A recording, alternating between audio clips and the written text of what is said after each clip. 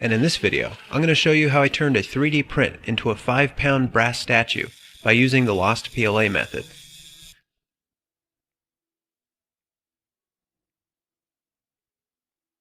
This model is called Avatar of a Dead Emperor, and it was made by an artist named Zane Rogers. I started this project by printing a hollowed-out version of the model on my 3D printer, which took almost 30 hours. I also printed a sprue and some vents, which will be attached to the model later on. These pieces are needed to get the metal into the mold and allow air to escape as it's being filled. Then I went to work removing plastic from the bottom of the model to reveal the hollow.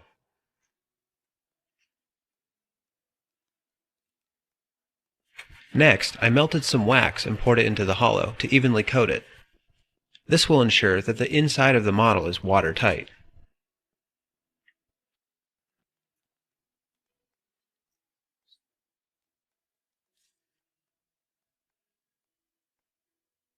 Then I glued on the sprue, vents, and a handle.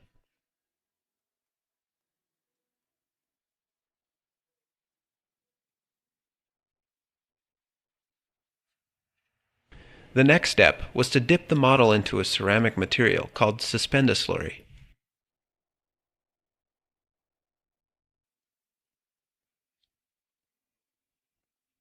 After letting the first coat dry, I dipped the model into the slurry again, but this time I sprinkled it with silica sand, which will help build up a thick shell.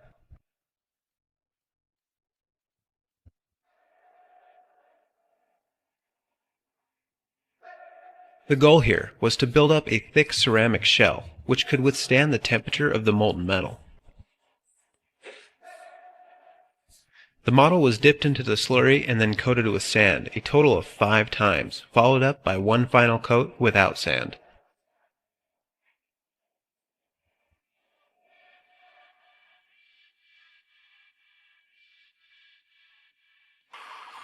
Next, I removed the wooden handle and as much plastic as I could. This will help prevent pressure from building up and cracking the shell during the next step.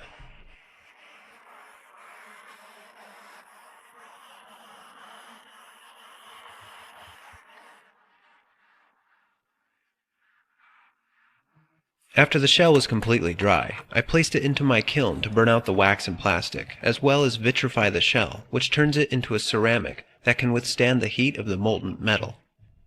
I baked the shell for a few hours at about 1700 degrees Fahrenheit, or 900 degrees Celsius.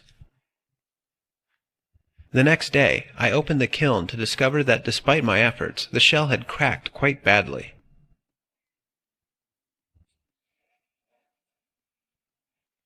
I also noticed a large amount of ash left behind from the plastic. To try and fix the cracks, I simply painted on some more ceramic material and baked the shell again.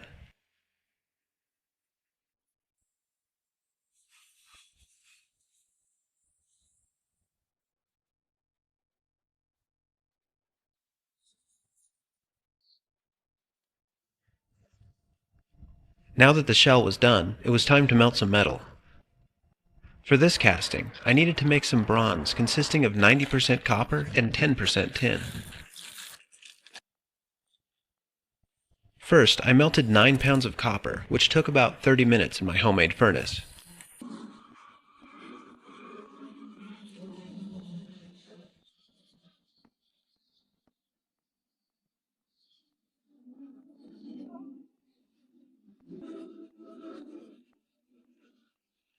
Once the copper was melted, I added the tin, which instantly melted in the molten copper. This is because tin has a melting point of 450 degrees Fahrenheit, or 230 degrees Celsius, while copper has a melting point of 1984 degrees Fahrenheit, or 1085 degrees Celsius.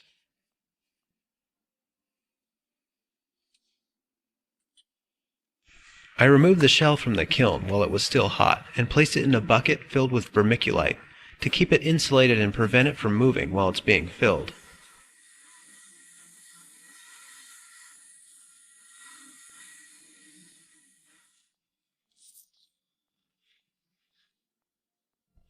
I let the bronze heat up to about 2100 degrees Fahrenheit, 1150 degrees Celsius, and then poured the metal into the mold.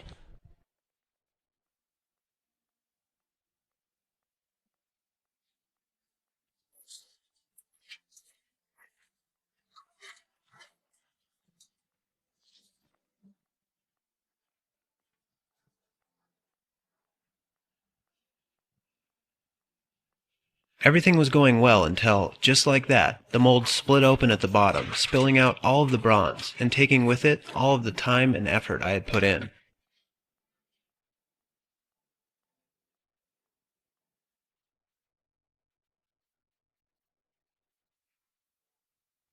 It's extremely frustrating when something like this happens, but you just have to stay positive and keep trying.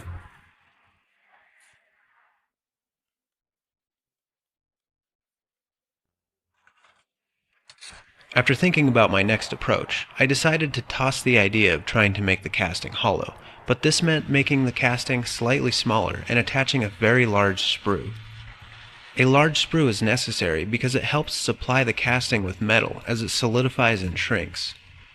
I also used a different PLA filament, which I know from experience burns out without leaving any ash behind. And I also made the ceramic shell much thicker this time around. After burning out the PLA, I was disappointed to discover that some areas inside the shell had broken away. At this point I really wasn't confident that the casting would turn out very well, so I decided to fill the mold with brass instead of my more expensive bronze. Brass is similar to bronze, but instead of being made up of copper and tin, brass is made up of copper and zinc, and as a result has a slightly lower melting point of about 1700 degrees Fahrenheit or 900 degrees Celsius. Once the brass was melted, I poured it into the mold.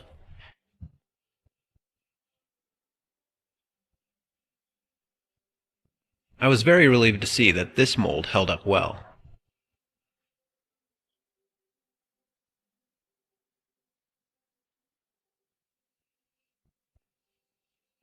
I brought the mold into the garage while it was still hot and turned off the lights so that I could see the orange glow of the metal through the shell.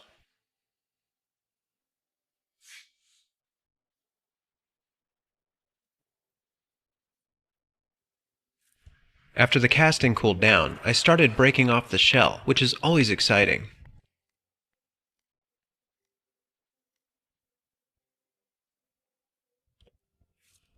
I noticed some minor issues, but nothing terrible. All in all, it turned out pretty well.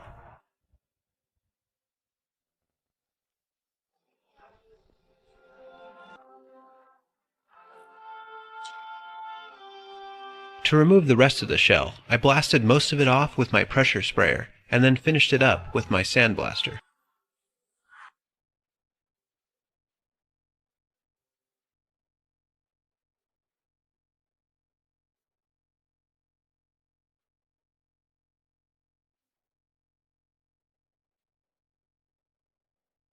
Next I went to work cutting off the sprue and filing down the excess metal.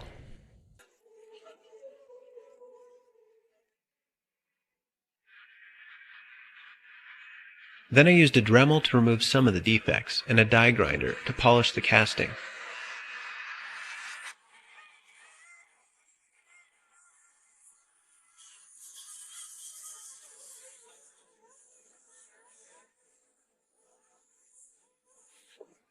I wanted to create a nice contrasting look, so I used liver of sulfur to create a dark patina on the brass.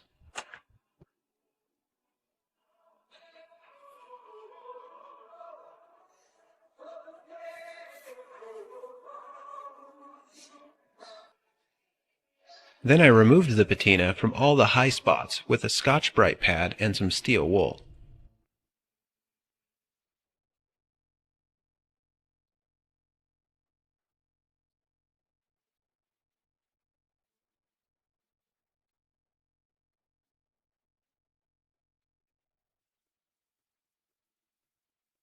Next, I glued on some red Swarovski crystals to act as eyes, which really brought the statue to life.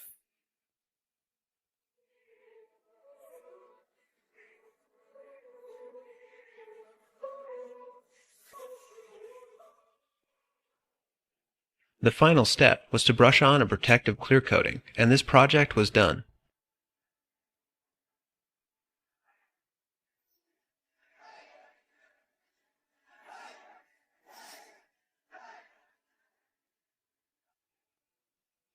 This statue was a lot of work, and although it's not a perfect casting, I think it turned out really nice looking.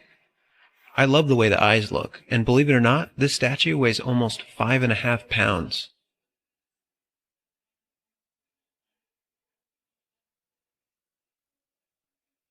And as always, I hope you enjoyed watching this video, and if you did, please give it a thumbs up.